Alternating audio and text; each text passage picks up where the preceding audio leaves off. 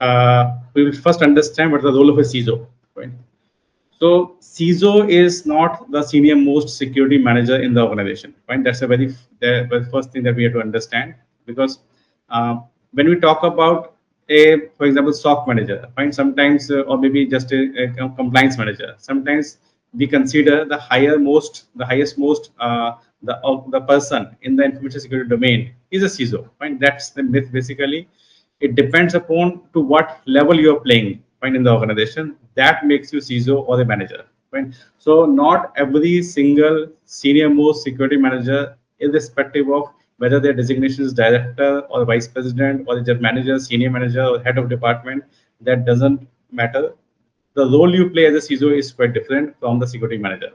So what the difference is, that for to understand the difference, you have to first understand what is the difference in the management and the governance. So management basically deals with day-to-day activities. Find that you have the operations, you have to manage the operations. Most of the security managers, like the SOC manager, compliance managers, they are basically managing the operations. Find the SOC manager is responsible to manage the security solutions and the and how you can protect the organization from the technical person with using technical controls. Similarly, compliance manager is responsible for sometimes the risk assessment as well, and the internal audits, KPI measurement, managing the external audits, certifications.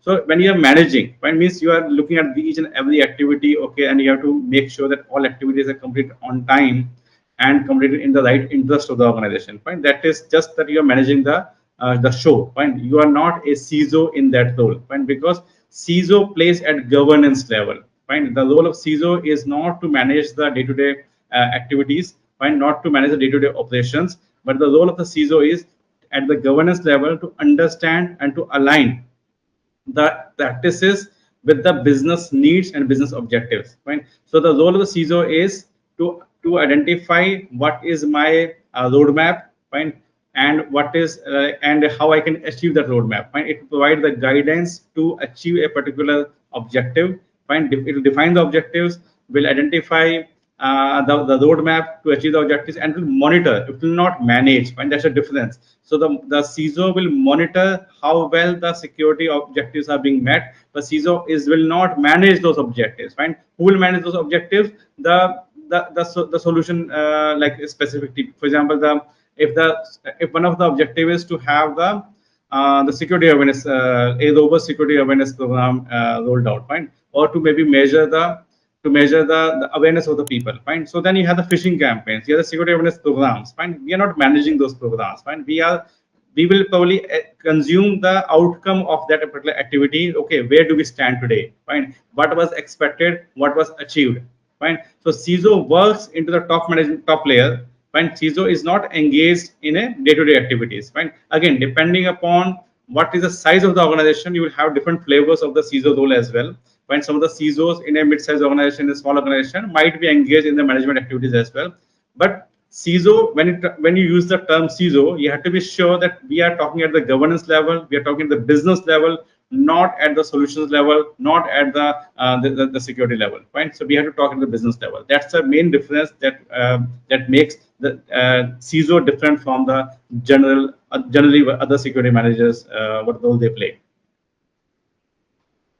Then when it comes to compliance, when the governance can be centralized as well as decentralized. When the centralized governance, you can say, like, we have one CISO or maybe one set of policy and procedures, fine, or maybe one information security program which is integrated and which is being followed by each and every branch and business function in the organization. Fine. So if you have multinational organization, you have one structure, fine, one governance structure, and this is followed all across the globe, all across all your branches, fine. So it is good because you have the central controls in place, fine. You know that your implementation is consistent, but sometimes it may be difficult to manage because to understand or to customize the things based on your local requirements.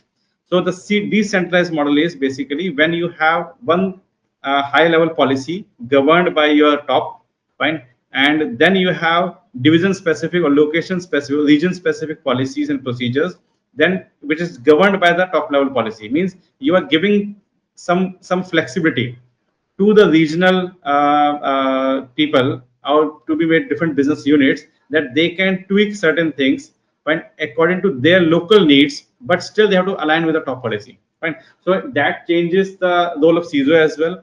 So if you have a centralized governance, when you'll have one CISO which will be governing everything, fine. So all the metrics, all the things will be reported to the CISO, and CISO will take them to the board, to the investors, to the board, to the C level, meaning CEO, COO. Fine. He will be talking. He will make sure that in if we have a plan to, for example, expand the business in certain direction, fine. So our security is aligned in that direction, fine. Security does not become a roadblock, and the expansion plan does not contradict with the security objectives.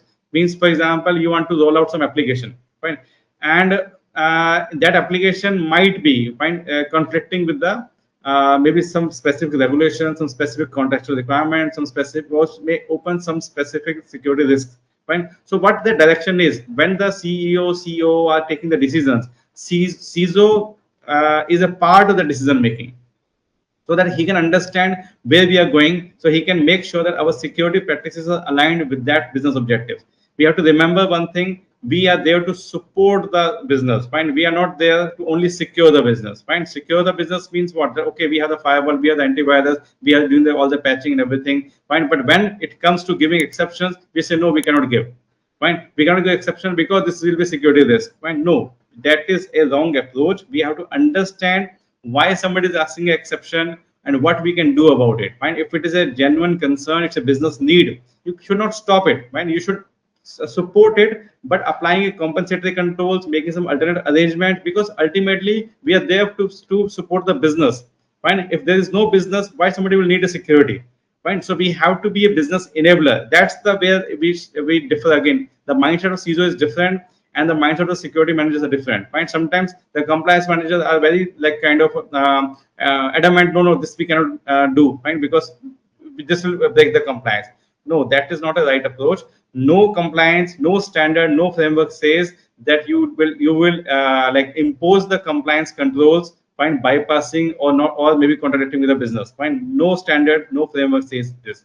This is the understanding that you have to build as a CISO, that you have to be an enabler no matter what. If the management decides to take business in some direction, and you have to make sure that you align with them and you support them in that particular initiatives, fine.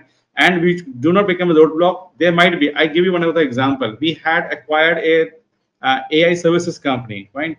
And we got 400,000 freelancers as a part of that acquisition, right? But I'm not challenging a decision. I am not saying what is wrong, what is right, because everything is circumstantial. If you don't know the complete story, you will not be able to make a judgment whether it was correct or wrong, right?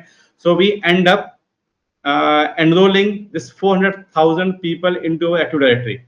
Fine. Now, as a CISO, what will be your decision? Whether you will allow it, whether you will assist it. Fine. That's the decision that you have to make. Fine. This decision your IT cannot make. This decision your security managers cannot take. Fine. So that is the level of decision making and the support I'm talking about. Fine. You have to understand what the scenario is, whether this is the right decision to integrate them into the same Active Directory which is governing your entire domain. Fine. Or you want to create some other domain for them, or maybe subdomain for them. That is a kind of, you have to figure. CISO may not be that technical to understand domains, subdomains. Fine. Those CISOs need to understand the infrastructure. Fine. But you will not expect the CISO to know everything. Maybe in the Active Directory they may know, because Active Directory is a very, very basic thing in the industry. Find all the CISOs who are CISO today, they have grown up from the infrastructure of that from that particular era basically. But look at the latest day technologies, what you have on the Amazon, AWS, GCP, Azure, find all of the Okta, one login, find how they work. CISO may not be technical, because CISO is not a technical role at all. Find CISO may not be technical enough to understand how you are integrating, what is the best way to integrate. So CISO has to understand the need of the business and also initiate the discussion with the relevant stakeholders to understand, okay, how it can impact the business positively, negatively, what is the alternate way we can do it, right? And then you have to make a decision. So this is, again, now this refers to, if you have a centralized governance mechanism, you may simply impose yes or no, fine. But if you have a decentralized governance mechanism, you may say yes or no. You may have high level principles, and the decision of yes or no you may leave on the regional your leaders, right? You may not impose something as in a kind of dictatorship style from the top, fine.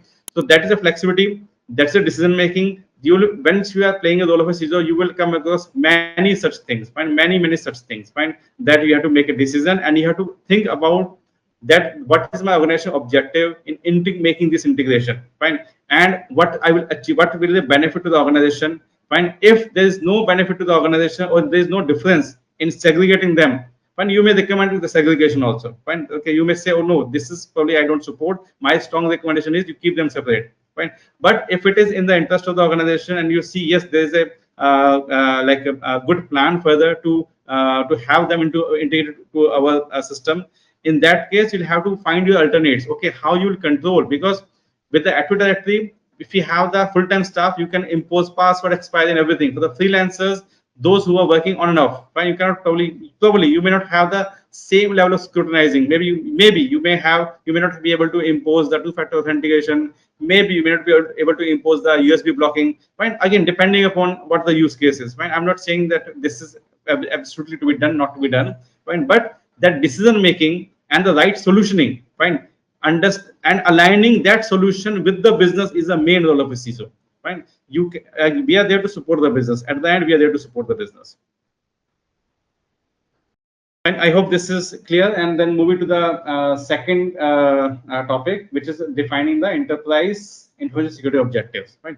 So, what are my security objectives that I want to achieve? Fine. So, we have to understand those objectives. We have to understand, okay, what I'm trying to achieve out of this entire information security effort. I have a team of 25 people, 30 people. If you are CISO in a large organization, you will have the team of 20 or 30 people. Fine. So, in that case, okay, what do I expect to them to achieve?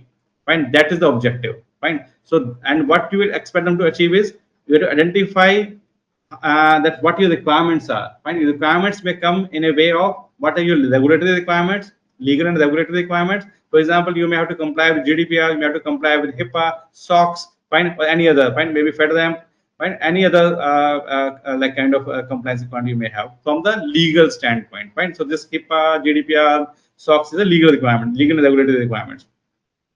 Then you may have some customers, find some key customers will give you some contextual requirements as well in terms of security. Then again, when it comes to meeting those requirements, you have to make a decision as a CISO whether those requirements you want to unify across the organization or you want to be specific. For example, if there is a office in Bangalore where you are delivering some services to one particular customer and that customer has given you certain requirements, so you want to impose those requirements only to that facility, to that project, to only those limited people, or you want to standardize that requirement across the enterprise. Fine, that is the decision you have to take. You will not be managing those requirements, you will not be implementing those requirements, but you will be making a decision, okay, how to fulfill those requirements. Either those requirements are good enough to be rolled out uniformly across the enterprise, or they are good, or it is good to have them separate because they are quite different, which does not align well with your overall business objectives. Fine. So even if you implement, if you want to roll out those requirements as a standard requirement across the enterprise, you may have certain more challenges. Fine. So that you have to understand, and accordingly you have to make a decision. So again, those objectives, first you have to understand the requirement to define the objectives, and then to what extent you will implement those objectives, to how you scope that implementation. Fine. So that is the decision making that you can expect from CISO. But when it comes to implementing those requirements, putting in the controls, fine, doing the risk assessment, doing the vulnerability assessment, fine, doing the patching and all, that CISO will not, that we don't expect CISO role to play or to be engaged in that particular day-to-day activities. Fine. So that is the difference in the, again, CISO and the security manager. Then coming to the business requirements, how I will, so I got the, so the requirements can be legal, regulatory, contractual, and business. Fine. So legal, regulatory, I give the example of the, again, GDPR, HIPAA, SOX and all. Contractual requirement will be part of the contract if you have important customers. If you have, for example, you have a partnership with the GCP, fine, and you are a service provider. So Google will give you their own requirements that you have to fulfill. We have a partner with the Microsoft. We have a partner with all the 6 tech giants. Fine, we have to fulfill the requirements of all the 6 tech giants. Fine. So now those requirements are too detailed. Fine, and definitely they are not contradicting with each other. Fine, but if we again we have to make a decision, what is the right way and what is the right scope to implement those requirements. Fine, that is the decision making we need, because when you have the customer will give you the requirements as a part of their contract. In the contract, they will have addendums or maybe annexures, fine, and they will also audit you, Fine. If you are providing any critical sensitive services, the customer will come to the audit for the audit also, and you have to satisfy those auditors also that we are fulfilling all the requirements. Again, you do not engage in implementing those requirements and in the audit process, fine. But you will understand that okay, what is the best way to meet those requirements and how you will monitor that we meet the requirement. Otherwise, you may lose an important customer. Fine, losing an important customer is not at all acceptable. Fine, at the level of CISO. Fine, so because CISO's role is, and from for the security perspective, fine. If you fail the audit, fine. So CISO has to keep monitoring whether how well I'm meeting the compliance of this particular customer. Fine. So that is the role that we have to play. Fine. Not okay that I get into or the operations and see okay that okay I myself go for the audit, or I manage the team of the auditors, or I see how the audit is being done, audit is being done on time or not. I'm not concerned with that because I have the managers with me, fine, to manage that show. Then the business requirements. For business requirements, we have to we have to be in close contact, close relationship. We have to maintain with the business managers, the CEO, COO, to understand in which direction we are going. Fine. Whether you are going to adopt the AI, if you are going to adopt the AI, what is the use cases of AI you want to adopt? Fine. How it aligns with the security, how it aligns with the, again, regulatory requirements, legal requirements, maybe DPDP Act or GDPR, PDPL.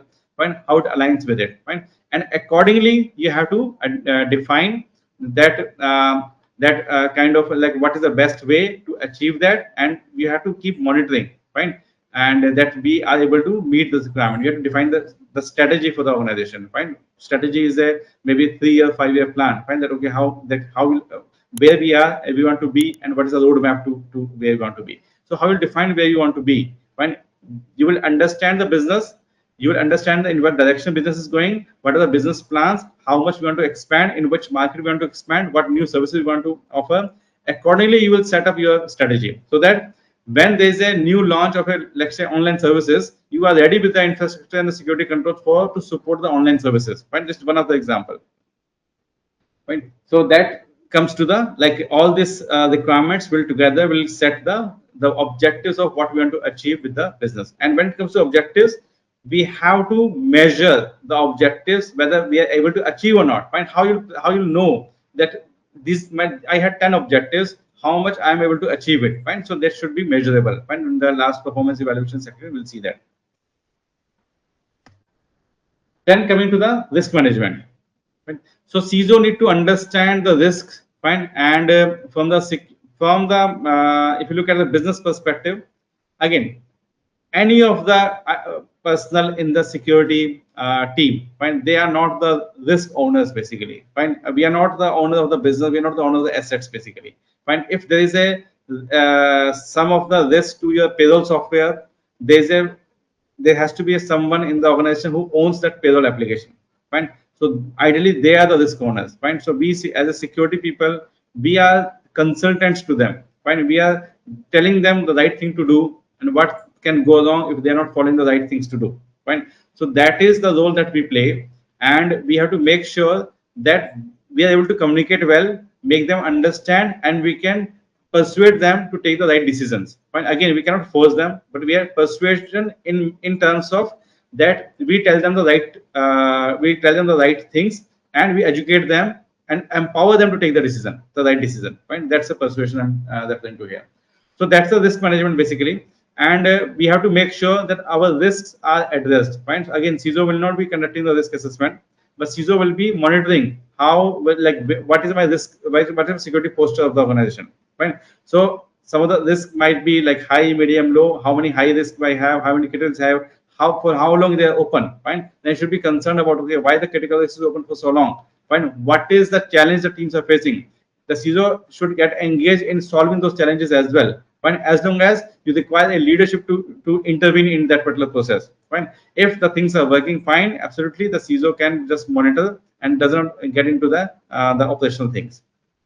But again, it is very subjective. In a small organization, sometimes CISOs are also working with the top management and also engaged in those day-to-day activities as well. Again, depending upon the size of the organization, fine, and these things may change. But CISO role is more about monitoring, not about managing. Then coming to risk management, for when it comes to risk management, what is the risk? How do we identify the risk? Right? How do we manage the risk basically? Right? So we have to first identify the risk. Right? Then we have to analyze what the risk is. Right? Then we have to assess how this risk applies to my organization in my situation. Then we have to make sure that the risks are treated. Right? Treated in terms of either we reduce the risk or we avoid the risk, transfer the risk, or accept the risk.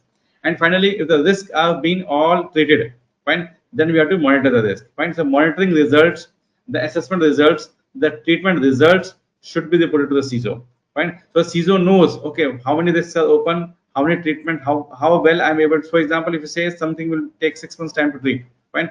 CISO should not wait for the 6 months time and come back after 6 months, okay, whether it is done or not. Fine. CISO should be monitoring, okay, how far we have been able to achieve. Fine. Maybe a monthly report, quarterly report, he should have something in hand so that he can see, he can track the performance, track the progress, and how well we are able to achieve our objectives. And once the risks have been addressed, the treated, then we should monitor the risk. Find the risk because the threats may change, vulnerabilities may change, likelihood may change, impact may change. Right, so that will change the risk also. Right, so then CISO should have the visibility into the organizational risk assessment and this dashboard. Then coming to the risk treatment, maybe we have to four options: to avoid the risk, to mitigate the risk, to transfer the risk, or to accept the risk. Right. So when it comes to defining the risk acceptance threshold, CISO should guide the top management to define the threshold for the acceptance. Fine. So how much we can do, how much is achievable, fine. To what extent we can reduce, fine. Those decisions the CISO has to help the business, because mostly the business people are expert in their domain, and they are SMEs in their domain, and we are the SME in our domain, right? So when it comes to security risk, we are the SME here. So CISO has to guide or provide the decision making information, right? Support the decision making of the top management in deciding those factors. Okay, how much this is acceptable. Then if something goes above acceptable risk, find whether you have to it's not that every risk has to be reduced, then only can be accepted. Even the higher risk can also be accepted. Fine. So that is, no standard says that you cannot accept a medium risk, you cannot accept a higher risk. Fine. It's everything is situational.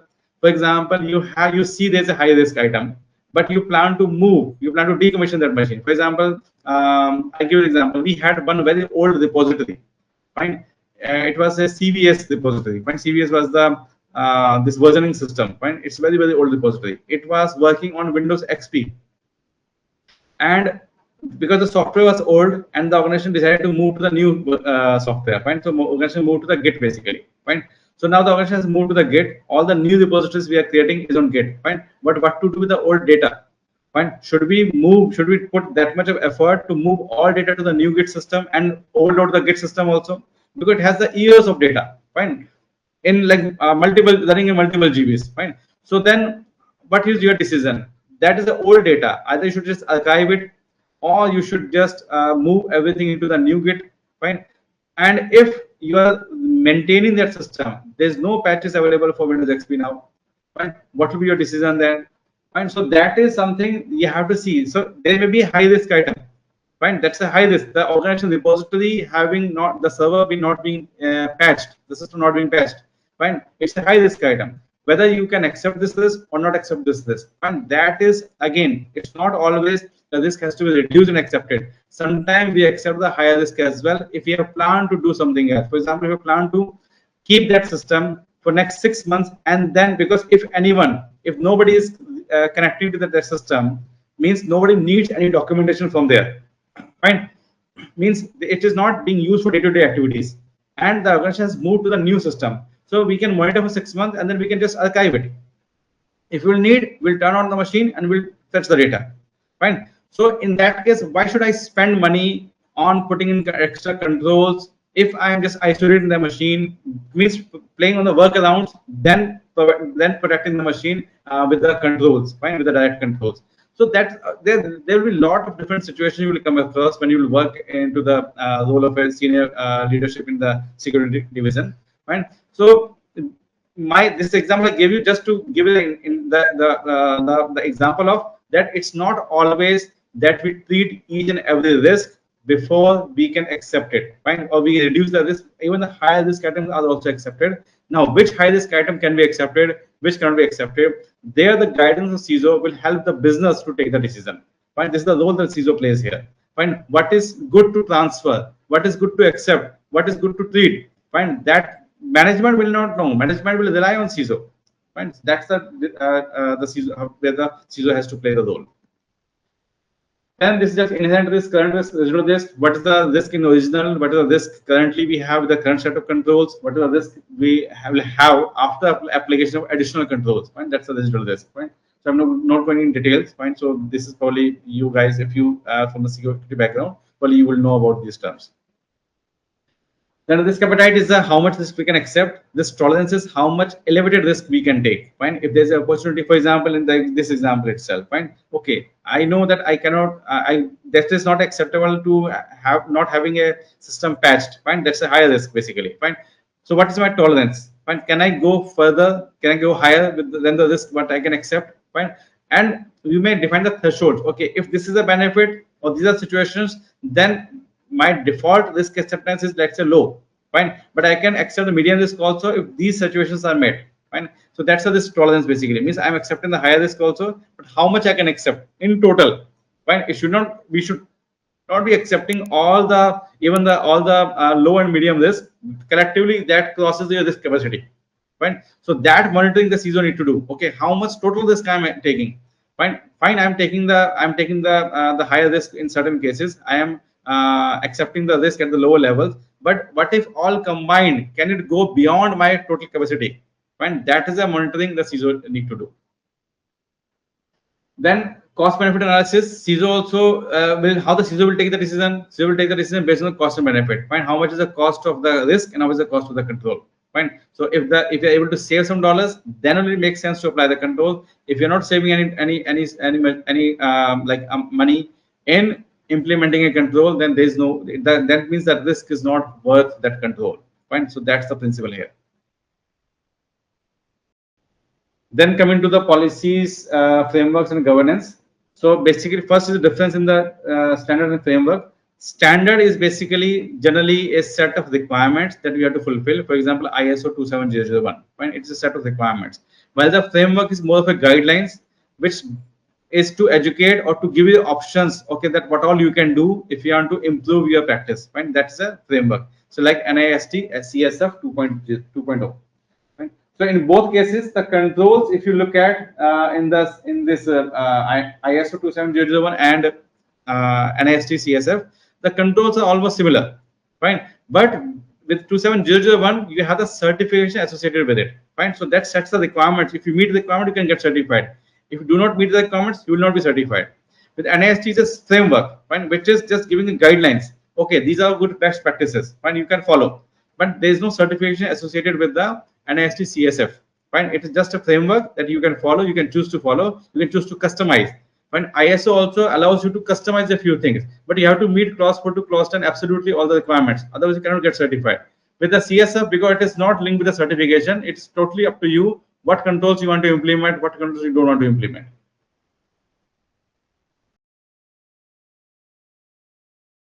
Then these are some of the examples of standards and frameworks. 27001, 27002, PCI DSS, 27701 is a privacy information management system.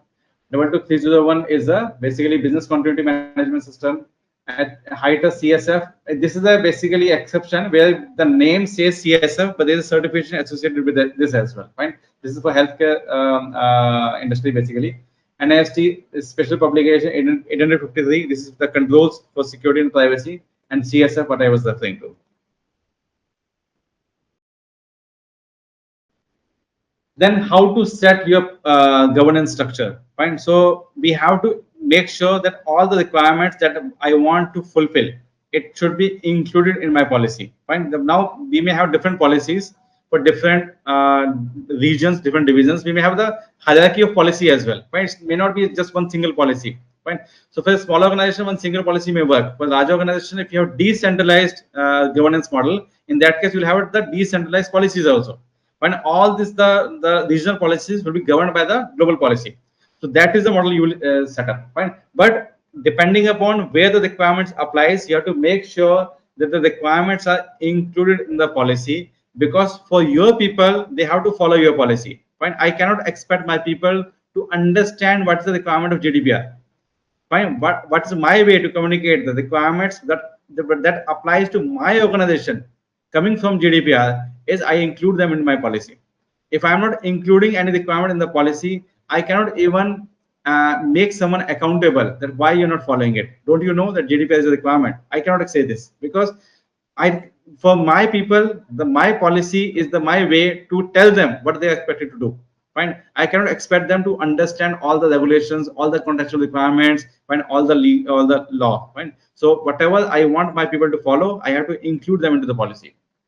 Then policy is sometimes associated with this another term called standard, fine, which is basically a standard way of implementing a policy. For example, if you want to implement the Wi-Fi, fine, you can define maybe the different level of encryption. Fine, let's say another example can be the authentication. Fine, we want to have secure authentication. Fine, two-factor authentication. So what is those two factors? Fine, then I can define I have one password and one maybe Google Authenticator. Fine, or maybe the OTP. Fine, or maybe key fob.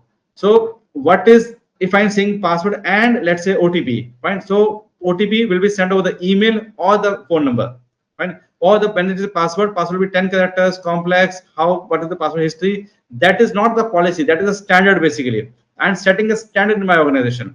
When my policy says I have to have the secure authentication, which is multi-factor, at least two factors should be there. Now to implement those two factors, what two factors I am choosing, fine. That is my standard. But mostly in organizations, these standards are part of the policy itself, because generally we don't create two separate documents, we create this as a part of the policy itself. Then from the standard we'll come out to the baseline, means what is the minimum configuration you want to make before we bring a system into the production. And then the process, what is the way to implement, fine. So the policy standard says what is to be done, while the process says how it is to be done, fine. While the procedure is the further details of step-by-step instructions how something can be implemented. Then when it comes to policy, the policy will have, again, it will be documented, approved, communicated, acknowledged. Policy should have a very well-defined structure, fine, and the policy statement should be simple, short, fine, directive, and unambiguous. So this is few examples, fine. So if you look at the first and second lines, these are probably, you can say this is just a policy statement. Even the one hour you can consider as a standard, fine. While the third statement is an integration of standard, fine. That standard is my encryption will be TLS 1.3, fine, for my confidential documents, fine. So I'm putting in two information in one place in one statement. One is I'm defining the policy that the confidential data need to be encrypted. Then I'm defining the standard also, that how it need to be encrypted, fine. What is the minimum encryption I'm expecting? So that is the way that we sometimes integrate the standard with the policy itself.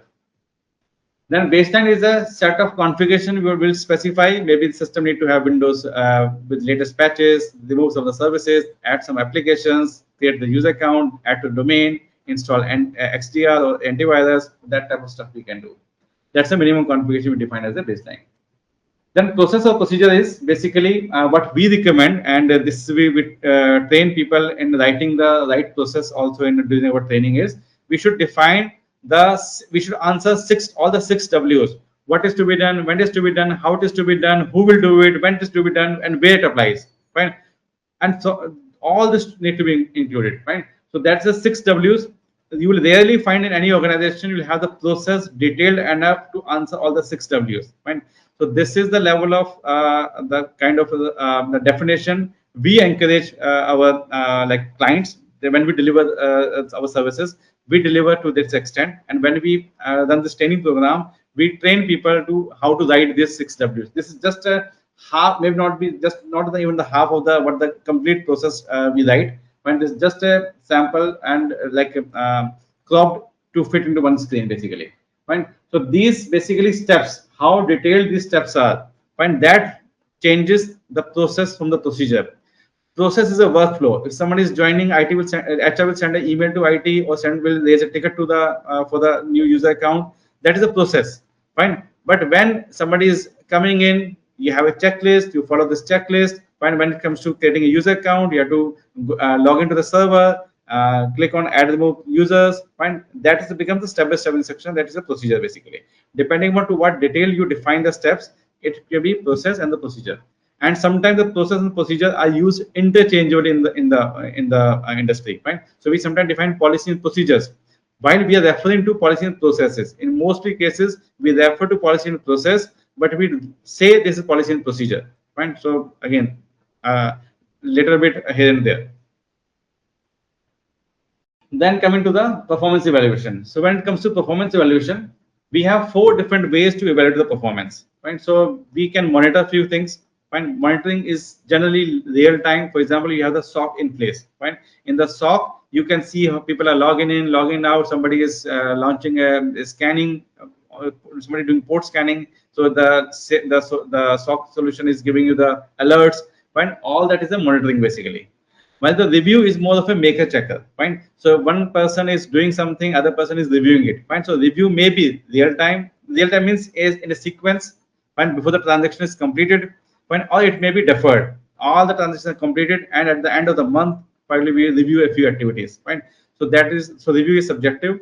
So review is generally not means looking at the same transaction, fine. So either, for example, if you write a check, somebody approves the check, fine. So that is a review. In means that's a two persons doing something to complete the transaction, fine. That is also review, because why we are not giving check writing and approving to one person is because he may make mistake, fine. So we are putting in two people, make a checker, and this may be you have closed the tickets, and at the end of the week and the month, probably your leader, your team lead, or your manager is reviewing all the how well you have performed, what tickets, how you responded to the tickets, whether if it is a change ticket, for example, have you captured all the details properly in the change tickets, fine. That is a review activity again, because we are looking at the transactions, each transactions, fine. That's a review.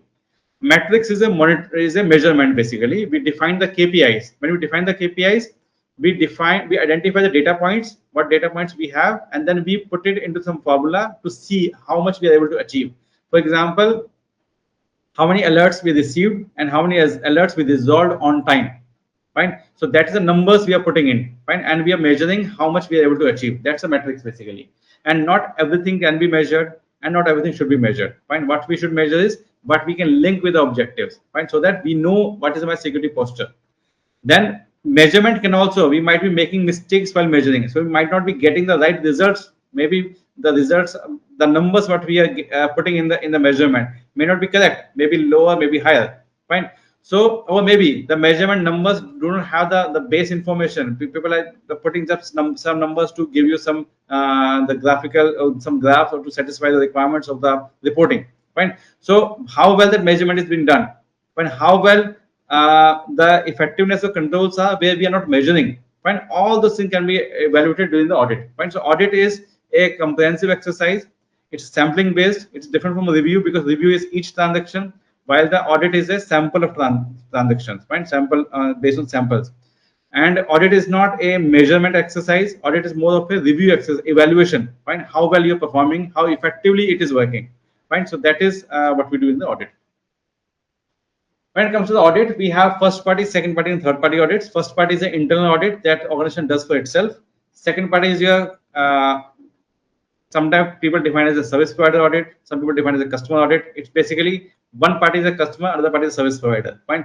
And the customer is paying you, customer is imposing some of the requirements on a service provider. So customer want to ensure the service provider is meeting those requirements or not, fine. So customer can initiate an audit for the service provider. So that's the second party audit. Now this audit will be limited. They cannot go and ask anything. They have to be limited with the contract. If you are not, for example, some of the systems are not patched, fine, but those unpatched systems are not supporting that particular customer project, then customer cannot give any finding in that, fine. Customer can give finding only for, fine, what is the scope of services, or what is the scope of we have kind of the system, the infrastructure, and the people we have serving that particular customer, fine. Not anything else. So that is the second party audit, limited by nature, limited by the contract. And third party is the independent evaluation. And generally certifications bodies are conducting the third party audit to certify you, fine. So you can get the certification. This is independent, means you don't have any commercial engagement with the third party other than conducting audit. You are hiring them to conduct audit. And each audit need to have a specific scope, need to have a specific objective. Objective may be to ensure the contract compliance, to ensure the legal compliance, to ensure the your policy compliance, fine. So that's the objective. And the criteria, if it is a criteria, your requirements in the contract becomes the criteria. If it is a contractual compliance, you are evaluating. Then the criteria maybe is 27001 standard, NIST standard, GDPR, DPDP, fine, whatever is the kind of the controls you are comparing against, the requirements you are comparing against. That's the criteria. Then when we do the audit is done at 3 dimensions. One is the intent. Fine, something is not being performed. Fine, have you defined in the policy? We are saying, okay, fine, this is not performed. We may pinpoint the team is not doing it. Have you defined in the policy? Fine, if it is defined in the policy, still team is not performing it. That means you have the intent that you are defined in the policy, but that may not be communicated. Fine, means you have the intent that is defined in the policy, that is not implemented. Fine, so if it is documented in the policy but not communicated well, fine, so that means there is an implementation issue. If it is communicated but not implemented by the team, that's also it's an implementation issue. Fine, so it may be implemented by the team, but the implementation is not like very good. Fine, so it's not consistent. Fine, that means you have the intent, you have the implementation, but the implementation is not effective. Fine, that's the 3 things we check when we do the audit. Then this is the entire audit planning and execution. Fine, audit planning, we identify scope, objective, criteria, we allocate the resources, we prepare audit plan. So this is basically a formal audit. Fine, so you can consider certification audits in this way. Fine, so whenever there is a formal audit, we have the opening meeting. We conduct the audits. Fine, during the audit, we talk to people, we review their documentation. We also observe how they're performing certain activities. Then auditors will consolidate their findings, will present those findings in the closing meeting, and then finally they will prepare the report. Fine. So this is the way that the entire audit works. And finally, when the audit is a report is released to the customer, it may have certain findings, and you may want to do the follow-up. Fine. You want to the customer to create a corrective action plan, and maybe you want to do the follow-up so that you can see the audit findings are closed and the audit activity is completed. So this is the flow of the entire audit plan. Then coming to non-conformities, if there are any non-conformities, we basically identify the root cause. Fine. And after identify the root cause, we create a corrective action plan. Identify the root cause is important because we want to see what was the main reason this failed. Fine. Not only just fixing it for that particular instance. Fine. We have to fix it for forever. Fine, means it should not repeat again in future.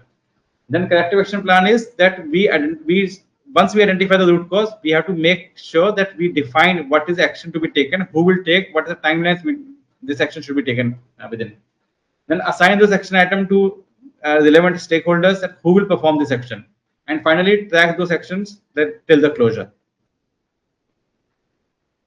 So this is completely addressing the non-conformities. Now coming to the root cause analysis. Generally, root cause analysis can be performed by, like, most common method is the 5 why principle. Fine, the 5 why principle means ask question why this failed.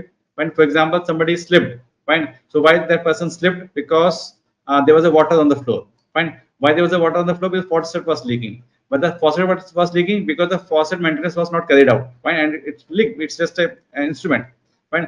Okay, why the maintenance was not carried out? Because there was no maintenance plan for the faucet. Fine. So it means the root cause is because the faucet is not included in the maintenance plan. If you fix it, to fix it, you have to include that into the maintenance plan so that it is maintained on a regular basis.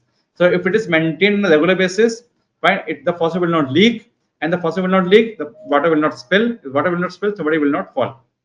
Fine. That's how we do the root cause analysis.